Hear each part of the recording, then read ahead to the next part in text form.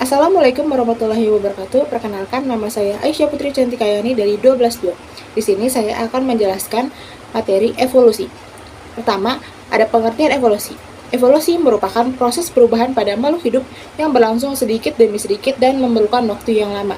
Terjadinya evolusi diketahui dari berbagai bukti, baik langsung maupun tidak langsung. Menurut konsep evolusi biologi dinyatakan bahwa semua makhluk hidup berasal dari spesies yang sama, yang hidup pada masa lalu. Adanya pengaruh kondisi yang berbeda-beda, seperti mutasi, migrasi, gen kombinasi, seleksi alam, dan genetik drift. Sebelum saya menjelaskan dari beberapa penyebab yang tadi, saya akan menjelaskan teori evolusi. Yang pertama, ada teori abiogenesis yang dikemukakan oleh Aristoteles Nidam dan Anthony van Leeuwenhoek. Nah, jadi Anthony van Leeuwenhoek ini adalah orang pertama yang menemukan mikroskop, dan dia meneliti air rendaman jerami. Jadi, abiogenesis ini adalah teori yang menyatakan bahwa makhluk hidup berasal dari benda yang tidak hidup dan terjadi begitu saja secara spontan. Yang kedua, ada teori biogenesis. Teori ini yang menyatakan bahwa makhluk hidup berasal dari makhluk hidup sebelumnya. Jadi, teori ini adalah teori yang melemahkan teori abiogenesis. Teori ini dikemukakan oleh Francisco Redi, Lazzaro Spallanzani, dan Louis Pasteur. Francisco Redi melalui percobaannya menemukan adanya belatung yang muncul pada daging yang disimpan pada toples terbuka tetapi tidak muncul dalam toples tertutup. Belatung juga muncul pada daging yang disimpan dalam toples yang ditutup kain kasa. Hal ini terjadi karena telur lalat masuk ke dalam lubang-lubang kain kasa tersebut. Dari percobaannya Redi ini membuktikan bahwa larva yang merupakan suatu kehidupan bukan berasal dari daging atau benda mati, tetapi berasal dari telur lalat yang masuk dan bertelur pada daging. Yang kedua, ada percobaan dari Lazzaro Spallanzani. Spallanzani melakukan percobaan dengan merebus air kaldu yang terdapat di dalam tabung sampai semua mikroorganismenya yang ada di dalam kaldu menjadi mati. Satu tabung ditutup, sedangkan tabung lainnya dibiarkan terbuka. Setelah beberapa hari didiamkan, terbukti bahwa mikroorganisme yang di dalam tabung tertutup itu tidak ada, sedangkan di mikroorganisme yang lainnya tumbuh.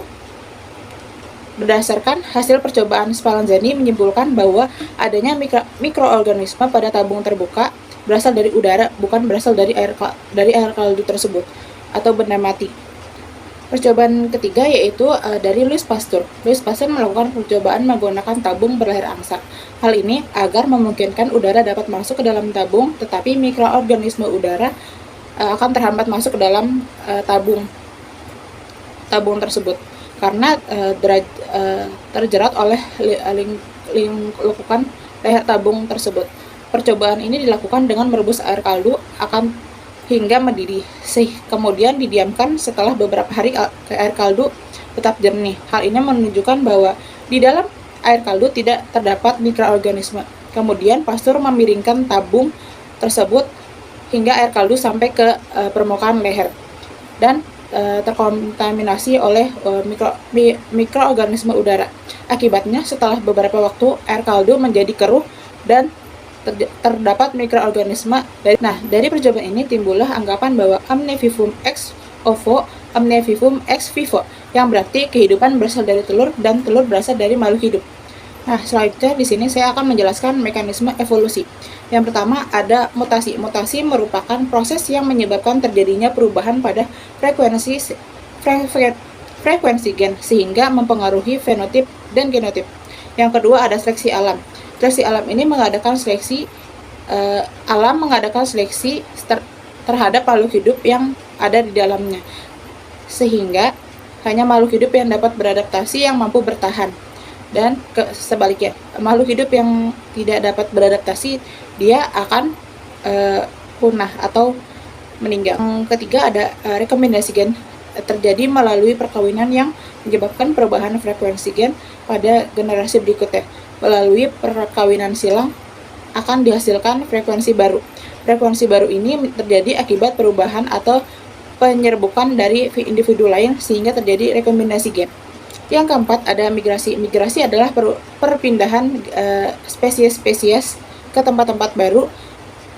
Perpindahan tersebut menghasilkan pola kehidupan baru yang mendukung terjadinya perubahan pada spesies-spesies tersebut. Yang terakhir ada genetic drift. Genetic drift adalah perubahan frekuensi alel dan genetic pool secara acak. Genetic drift terdapat dua, genetic efek botol atau bottleneck effect atau efek pendiri kelompok atau founder effect. Bottleneck effect merupakan penyebab dari bencana alam seperti gunung meletus, gempa bumi, dan lain-lain. Sementara founder effect ini terjadi ketika sebuah bagian kecil dari organisme berpindah dari suatu tempat ke tempat yang lain. Selanjutnya di sini saya akan menjelaskan bukti evolusi. Yang pertama ada variasi individu. Dari pelayaran Darwin ke Pulau Galapagos ditemukan bahwa ada jenis-jenis burung finch yang berbeda-beda bentuk paruhnya. Hal ini terjadi karena perbedaan lingkungan dan makanan yang memaksa mereka untuk beradaptasi. Yang kedua ada penemuan fosil.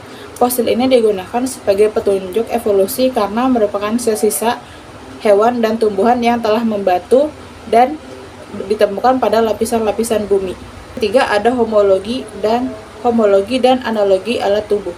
Homologi adalah organ-organ makhluk hidup yang mempunyai bentuk asal dasar yang sama, kemudian berubah struktur sehingga fungsi-fungsinya berbeda. Misalnya sayap burung, homologi dengan tangan manusia, kaki depan kuda, homologi dengan sirip depan ikan paus. Analogi adalah organ tubuh dengan bentuk dasar yang berbeda tetapi memiliki fungsi yang sama.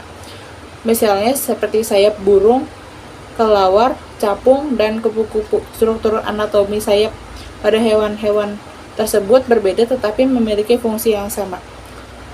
Yang keempat ada embrio perbandingan, menunjukkan persamaan terhadap pertumbuhan dan perkembangan embrio dari berbagai jenis hewan vertebrata. Perbandingan embrio ini dapat digunakan untuk mendeteksi seberapa besar potensi evolusi yang mempengaruhi suatu organisme.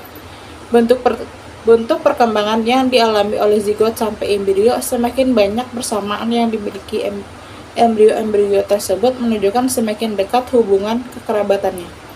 Selanjutnya ada petunjuk organ tubuh sisa. Secara anatomi, manusia memiliki bagian ekor yang sangat kecil sehingga tidak terlihat secara kasat mata. Diyakini bahwa dulu nenek moyang manusia pernah memiliki ekor dan tulang ekor. Tempat ekor melekat pada kerangka tersebut. Beberapa manusia dipercaya berubah pola hidup dari berayun di pohon menjadi berjalan di daratan. Pada manusia modern, fungsi tulang ekor sebagai penopang bagian otot yang membantu pergerakan manusia. Sekian materi dari saya, kurang lebihnya mohon maaf. Wassalamualaikum warahmatullahi wabarakatuh.